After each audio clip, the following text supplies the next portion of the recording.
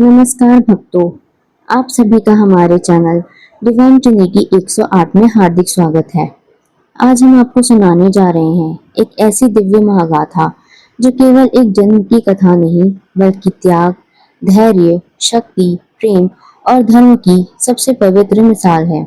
यह कथा है माता सीता की, जो केवल एक रानी नहीं बल्कि स्वयं धरती की पुत्री है और जिनका जीवन हर युग में नारी शक्ति और सहनशीलता का प्रतीक बनकर चमकता है।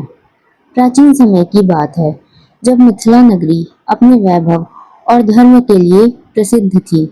वहाँ के राजा थे राजा जनक, एक ऐसे शासक जो केवल सत्ता नहीं बल्कि ज्ञान, सत्य और धर्म के आधार पर राज्य चलाते थे।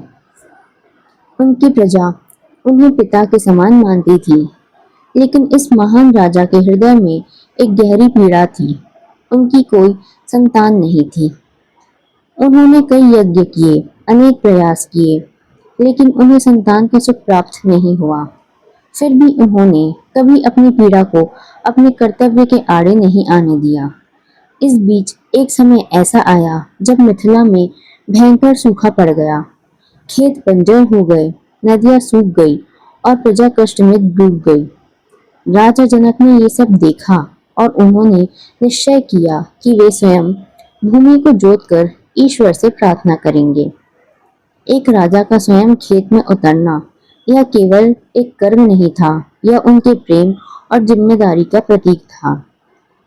जब राजा जनक ने हल उठाया और भूमि को जोतना शुरू किया, तब प्रकृति मानो उनकी परीक्षा ले रही थी। हर वार के साथ धूल उठती, लेकिन राजा जनक का संकल्प अडिग था। और तभी एक चमत्कार हुआ। हल का फाल अचानक किसी कठोर वस्तु से टकराया। राजा जनक ने उस स्थान को खोदा और जैसे ही मिट्टी हटाई, एक दिव्य प्रकाश फैल गया। उस प्रकाश के मध्य एक नवजात कन्या थी। वह दृश्य इतना अद्भुत था कि स्वयं राजा जनक उस क्षण के लिए स्तब्ध रह गए। वह बालिका साधारण नहीं थी। उनके चेहरे पर अलौकिक तेज था। उनकी आंखों में शांति थी और उनके चारों ओर दिव्य ऊर्जा का आभामंडल था। राजा जनक ने उसी क्षण समझ लिया कि वह कोई सामान्य घटना नहीं, यह स्वयं ईश्वर का वरदान है। उन्होंने उस बालिका को अपनी गोद में उठाया और पूरे प्रेम से उसे अपनी पुत्री के रूप में स्वीकार किया। उनका नाम रखा सीता, क्योंकि वह हल की रेखा यानी सीत से प्रकट हुई थी। माता सीता का बचपन अत्यंत दिव्य और पवित्र था। वे इतनी सुंदर थी, उतनी ही विनम्र और करुणामयी भी। उनके भीतर एक अद्भुत संतुलन था, शक्ति और शांति का। जैसे जैसे वे बड़ी हुई, उनकी ख्याति दूर दूर तक फैलने लगी, लेकिन उनके जीवन का सबसे महत्वपूर्ण क्षण अभी आना बाकी था। समय आया उनके स्वयंवर का। राजा जनक ने एक ऐसी शर्त रखी जो असंभव सी प्रतीत होती थी। भगवान शिव का धनुष उठाना और उसे चढ़ाना।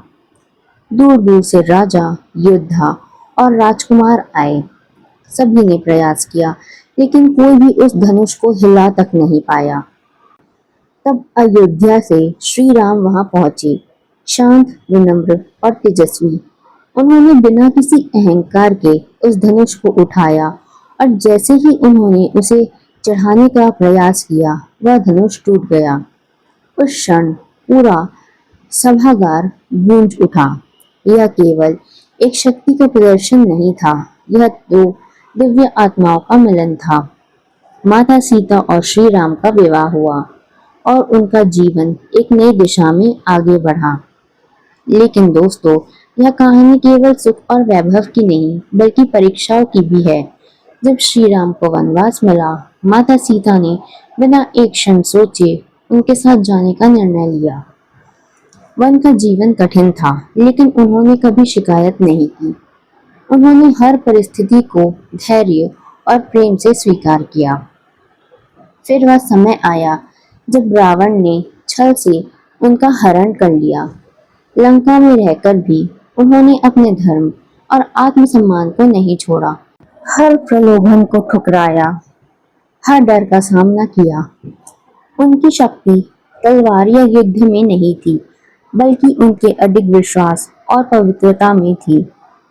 जब श्री राम ने रावण का वध किया और उन्हें वापस लाया, तब भी उन्हें अग्नि परीक्षा देनी पड़ी। उन्होंने बिना भय के उस परीक्षा को स्वीकार किया और अपनी पवित्रता सिद्ध की। लेकिन समाज के संदेह ने उन्हें फिर से वन की ओर भेज दिया। इस बार वे अकेली थी, लेकिन फिर भी उन्होंने हार नहीं मानी। उन्होंने अपने पुत्रों लव और कुश का पालन पोषण किया, उन्हें धर्म और सत्य का मार्ग सिखाया। और अंत में जब समय आया तो माता सीता ने पृथ्वी माता को पुकारा और उसी धरती में समा गई जहां से वे आई थी। दोस्तों, माता सीता का जीवन हमें यह सिखाता है कि सच्ची शक्ति सहनशीलता में होती है। सच्चा धर्म कठिन परिस्थितियों में भी नहीं बदलता और सच्चा प्रेम त्याग और विश्वास पर आधारित होता है। सीता नवमी केवल एक त्योहार नहीं, बल्कि उस शक्ति का स्मरण है जो हर नारी के भीतर होती है। तो इस सीता नवमी पर माता सीता को केवल पूजिए मत, बल्कि उनके जीवन से प्रेरणा लेकर अपने जीवन को भी सशक्त और पवित्र बनाइए। अगर आपको यह दिव्य कथा पसंद आई हो और आप ऐसी ही कथा सुनना चाहते हैं, तो इस वीडियो को लाइक करें, शेयर करें और चैनल डिवाइन ट्रिनिटी 108 को सब्सक्राइब जरूर करें। जय माता सीता।